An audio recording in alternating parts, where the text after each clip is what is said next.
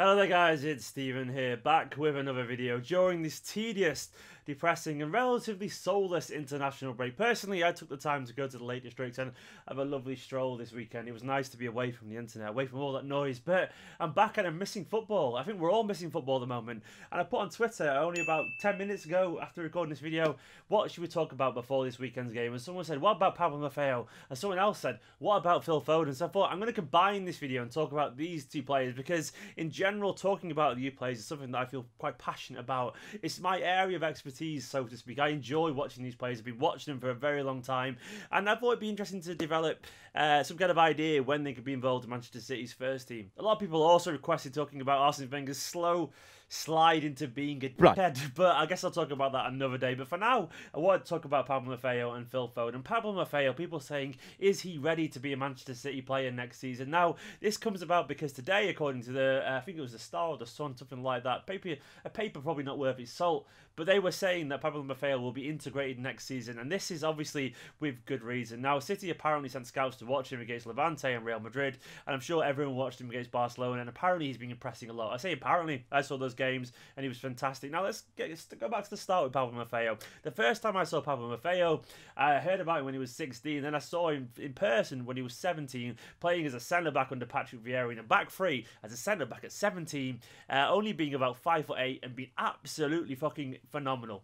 Sorry for my language, but he was brilliant back then. He was a young man. He played out of position against a 6'4" forward. I can't remember who it was. It was some massive guy for Leicester or someone like that, and he was absolutely fantastic. He was just a leader. Powerful, composed, technical, and this was a 17-year-old in a position that wasn't his own. I remember turning to my dad that day and going, he's going to play for Spain one day. He has everything to his game. He's a leader. And that was after only 60 minutes of watching. I was that impressed. He had this air about him of a guy who just never knew when to give up. And he also has the air of a natural defender. And now after watching another 10, 15 games, it only really kind of stamped this opinion I had of him into something more concrete. I thought, this is a player that will play for City's first team one day and will go to the very top. And I've not changed that opinion ever since then. Now, initially, he was around the first team squad training a bit as a 17-year-old, but then obviously he went on loan to Girona and had a good spell there. Then obviously he came back to Manchester City, and then he played there and he had that incredible performance against Manchester United in the League Cup when he obviously won man of the match there. And in general,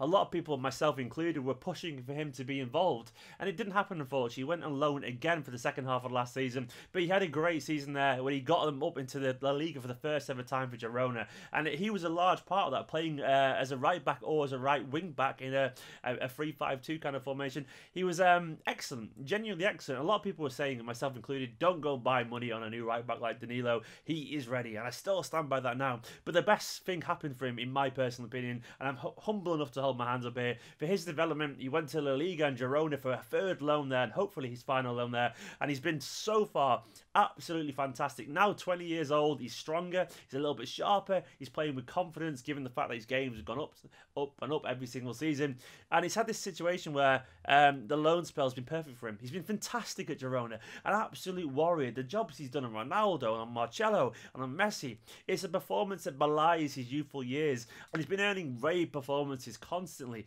at right wing back for them. Also learning his attacking side of the game. He's always been more of a natural defender, more of a warrior than a forward thinker, but he's starting to learn that playing in one of the toughest leagues in world football. He's got a huge future ahead of him, and now the rumours are that Barca and Real Madrid are even looking at him. Now, for me, I can see a future for Manchester City. I think we should 100% bring him back to City next year, mainly because he's so good, and also because he's homegrown as well, and club trained, I think, which is obviously massive for Manchester City. It means we get this young lad, and he's got all this energy for nothing, effectively, and he's learned his trade playing in La Liga. It's a fantastic no-brainer, given his ability, given his mindset, given the fact that he knows the club so well. You don't let a bargain like that pass you, and technically it'll be a free transfer. I mean, he's ours already, but it's like getting someone for free who's that promising. If we don't get him, one of the big Spanish clubs will snap him up in a heartbeat. We have to show some kind of commitment to developing young players, and there's not going to be a more perfect chance to use arguably the standout young right back in the Spanish league, who's already ours next season. Now, what this means for Danilo, I don't know, but in my opinion, it's a problem that we just have to solve. You make someone that good fit, you make a space for him in the squad somewhere. He's an intelligent, versatile footballer. Danilo is also an intelligent, versatile footballer. If you have to train Danilo to play somewhere else, maybe as a centre back in a free, you did at the start of the season, season. He was very good there. Or maybe as a holding midfielder. Likewise, Maffeo, technical, intelligent, good on the ball. Maybe he could be a holding midfielder. All I know is that you make these players fit into the squad. Maffeo is too good not to be involved. As it is, yeah, I think he will be involved next season. I think he definitely will. I think he shares the agent of Pep Guardiola's brother. I'm pretty certain Pep Guardiola's brother, Perry, is also Maffeo's agent. Correct me if I'm wrong on that. I'm pretty certain he is, which means obviously there's a nice tie there to Guardiola. I think Brahim is as well, but I'm not sure if it's the same person. But even if that's not true, he's still obviously fantastic, has great ties. He's been a captain for the EDS at one point. It's a no-brainer. He's a phenomenal footballer, and I want to see Manchester City's first team next year. On a different page is Phil Foden, mercurial, young, gifted Manchester City fan, only 17 years old. He's just come off the back of an incredible Under-17s World Cup, and he is the real deal. We all know about Phil Foden now. We all are clamouring for him to get involved in the first team, and I think Pep means it when he said he was a special player and that we'd witnessed something incredible during that pre-season friendly against Manchester United. I think Pep knows that you're not going to get a player that gifted out of 99% of academy clubs in England. He is majestic, graceful, plays with an elegance that you don't tend to associate with young English footballers. He looks like something straight out of La Masia. And obviously now there's these rumours that he might be called up to the 21 squad by Adi Boothroyd. Probably a little bit early in my humble opinion, but one thing I know is that obviously England expecting big things from him. They obviously always want to pressure City into using him.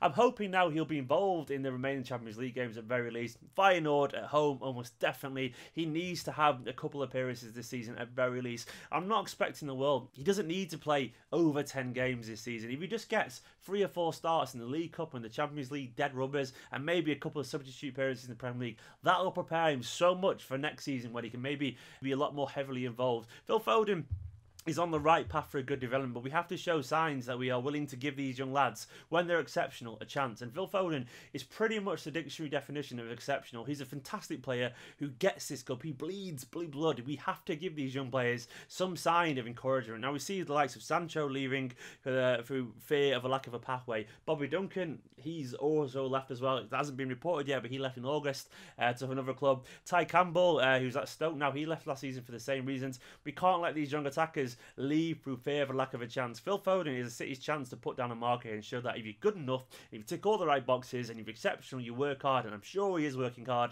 then you will get your chance. Phil Foden doesn't want 20 games a season. Well, he does, but realistically, he'd be happy with 5, and that's enough for a 17-year-old, because even Messi, a 17-year-old, only got about 10 appearances, and he's the greatest player ever to play the game, in my opinion. I think we need to start him on his track of his development. I do believe he'll get some game time this season. I think he's definitely lined up for it in a game with a little less importance, be it the dead rub in Champions League or the League Cup. And I think he'll be at City next season as well. I don't think he'll go on loan. I think he'll be involved in the first team squad. I think he's that good, and I think Guardiola knows it. Anyway, guys, what is your opinion? I think there's plenty of space in the squad for both of them potentially next season. They are 2 of the finest prospects we've had at this academy, and they should be the poster boys for the academy in different ways, and different positions, and even different nationalities. I like that. It shows the young overseas lads who come here, there is a chance, and it shows all the young English lads, there's a chance too for you to prove yourself at this club, even if you've been there since you were a tiny baby like Foden has as well. Anyway, guys, if you haven't already, subscribe. Let me know in the comments what you think of these young players and where they will go next season. Drop a like on the video if you like this kind of content. Let me know what you want me to talk about next on this channel ahead of the Leicester game as well. I'll see you later, guys.